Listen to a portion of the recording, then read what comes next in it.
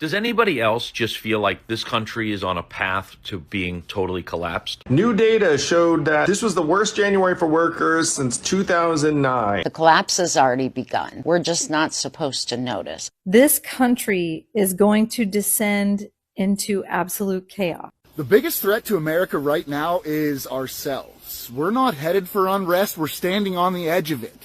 Share and repost this video and let's talk about it. Right now, cities like Los Angeles and Chicago are already in open defiance of federal immigration enforcement.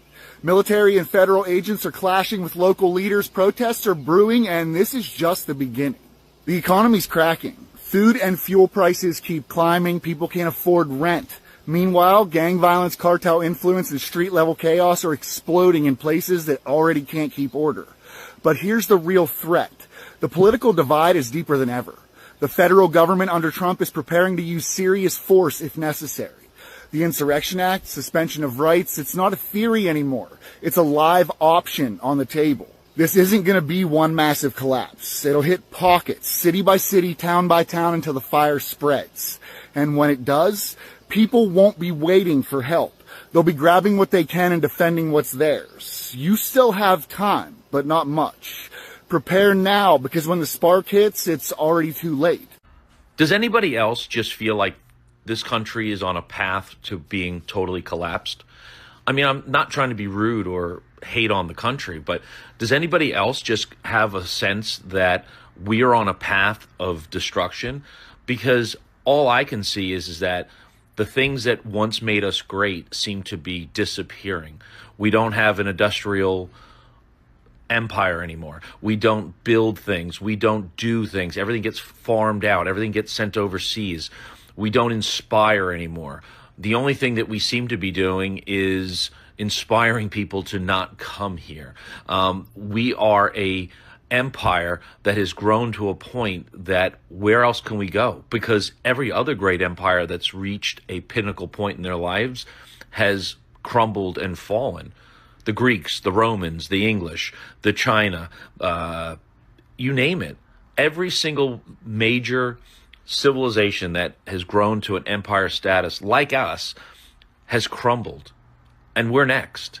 And it doesn't seem that anybody really cares. And all we keep seeing is the politicians just systematically eating away at what used to make us great and what is now alienating us from the rest of the world. So I'm just wondering, does anybody else see it? New data showed that this was the worst January for workers since 2009. AI is one of the reasons why companies announcing massive layoffs citing AI as a cause. It is not too late for the government to go big, distribute universal basic income to millions of Americans who are going to need it more than ever, particularly for those who right now are struggling to find work. We're literally losing 40,000 jobs in America right now every week because of AI. And while people are worried about the Zionists, while people are worried about this, or Kim Kardashian, who she's fucking, they're coming for your jobs. And basically, people have like 3 years left max to get rich. Because if you don't have your bag by 2029, definitely by 2030, you will be stuck in perpetual poverty for the rest of your life and with your family. These are the last years left. Because why would anyone pay anyone a real living wage when you can have robots do it for pennies on the dollar? People are going to steal. People are going to loot. People are going to feed their kids one way or another. So the government's going to be forced to give everyone a basic income. That's going to destroy capitalism. You're going to have gated communities for the rich people. And then outside, there's going to be poor zones where you're going to have AI robots, all sorts of stuff. But now it's going to be a little different because it's not going to be human soldiers. It's going to be AI terminators. And when those poor people rise up, they're going to send the terminators and take them right down. So it's not going to be like every single time in history where the poor people just rose up, got rid of the rich people, and then new rich people came to power and the new system came to power. And when you guys riot, they got terminators coming. They got all this stuff figured out. And I'm telling you exactly what's going to happen. And you guys are going to look at this tape within 5-6 years. And you know what you're going to say? Everyone saw this coming. That's usually how it works. The collapse has already begun. We're just not supposed to notice. Look, they've told us that unemployment is down to 4%, but those numbers are a lie. If you haven't looked for work in the last few weeks, you don't count. If you're working 2 or 3 jobs and still can't pay rent, you don't count. Right now, over 66 million people are functionally unemployed. Let that sink in for a minute. 66 million. That is a quarter of the working population in America. We should be very concerned about this, but no one's really talking about it. We're getting distractions coming out of the White House. And look, I know there's a lot going on and a lot of things demand our attention. But if we're going to turn things around, if we're truly going to address the systemic issues affecting every citizen, we've got to pay attention. People are collapsing under the weight of inflation and the job market. Why is it so hard to live in America when you have a regular 40-hour-a-week job? I'm about to go to Tennessee and meet up with my family and take my first vacation that was from my money that I made. And I work 40 hours a week, regular job. I get paid pretty well, but it's not fuck you money. That's the problem. So I just paid all my bills, and then I divvied up how much I could spend on my trip.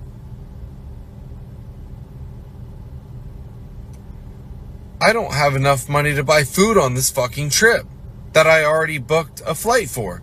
And I know there's plenty of videos on the internet of people just freaking out about America's economy. Like, what is going on? What is going on? I'm a grown man, and I was just in tears.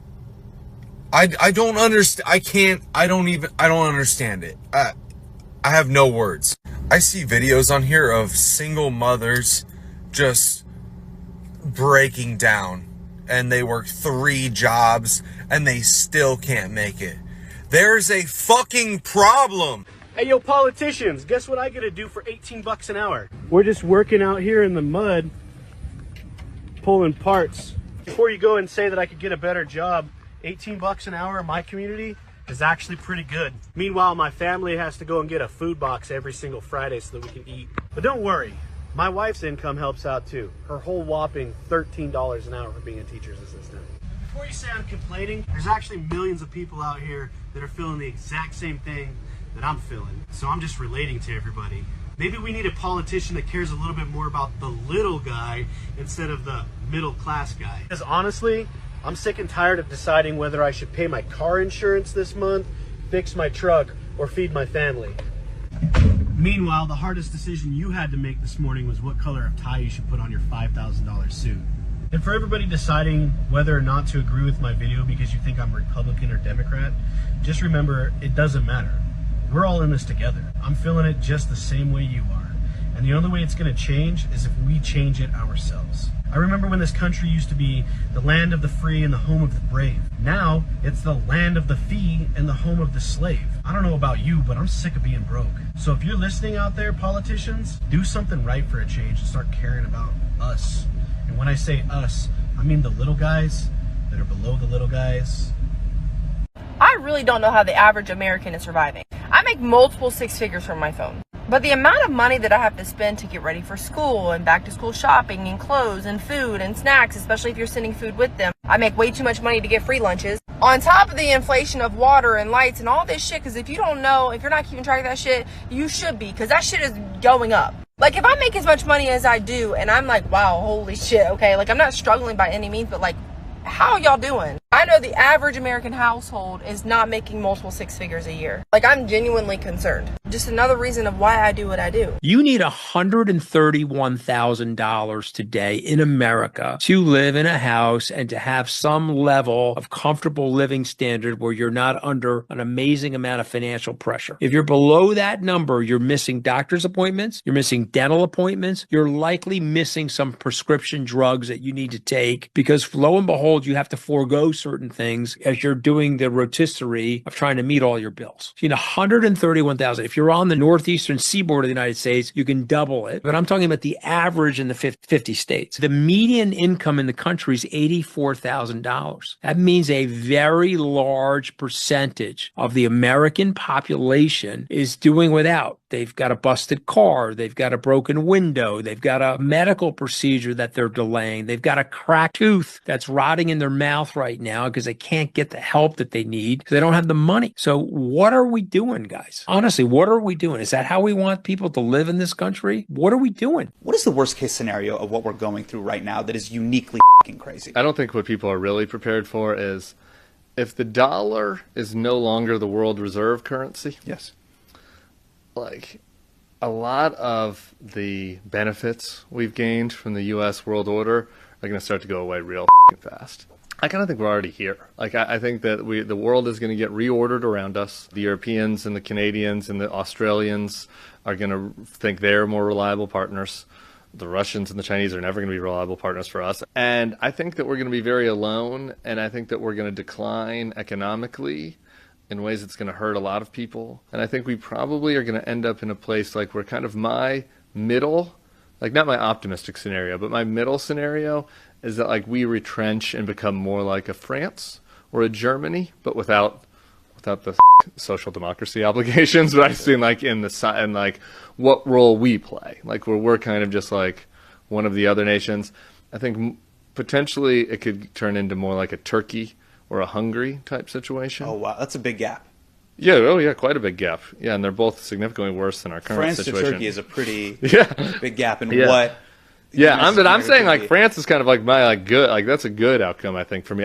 Here's something that a lot of Americans are going to have a hard time accepting and understanding. America is over, at least as we remember and understand it. The United States as a country will continue to exist, but it'll be different. All of us have grown up in a world where America was the dominant global superpower. We were the leading light of democratic nations. Our president was the leader of the free world.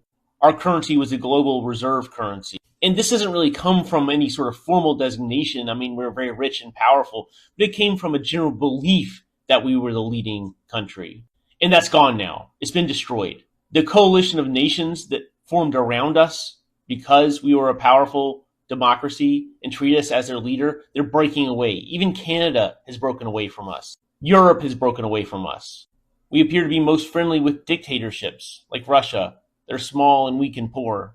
It's ironic given how people treated Biden's presidency as unendurable, but I think we'll look back to it as the last moment that America was the America we grew up in. Nobody trusts us now. They look at us as unstable, as potentially corrupt, as unwilling to follow the rules that govern ourselves, much less everyone else. They look at us as dangerous. We could turn on them, impose tariffs. We could even attack them militarily, even our allies. We could try to annex their territories. No one has any reason to think of us as anything but a potential threat. America derived a lot of its authority from its reputation as the world's intellectual center, the center of all of the leading universities, the companies where people did research, where people changed the world. People are leaving the country. They're going somewhere else. And so the world's going to leave us behind. Why wouldn't they? We're a nation where our leader just yammers on and on about how America is going to bully everyone into line, but they don't want to work with us. They want to leave us to rot and look after themselves. As an American, it's incredibly depressing because it all happened for nothing. No larger policy objectives was served. This is all about, I guess, punishing trans people and hurting immigrants for no reason other than to see them get hurt. And for that, we've destroyed a country that was a leader among nations in so many ways. We could have led the world, and we did for a long time. This is what our shitty-ass healthcare has come to, where my patients need medicine and supplies, and their insurance won't cover it, and here I am, spending my own money because my patient needs it, and he doesn't have any money, and he can't work.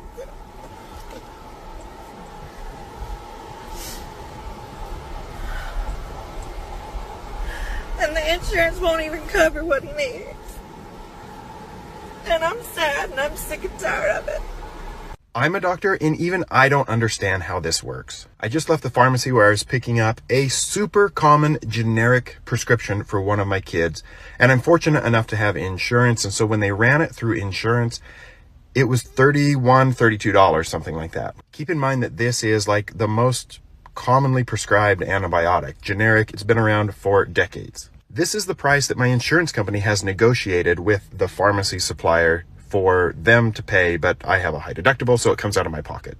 So I tell them I don't want to run it through my insurance. I'm going to use GoodRx instead, and the price was $5. Like, why is my insurance company negotiating a price that is like 6 times higher than the GoodRx price, which means the pharmacy is paying like $1 for it?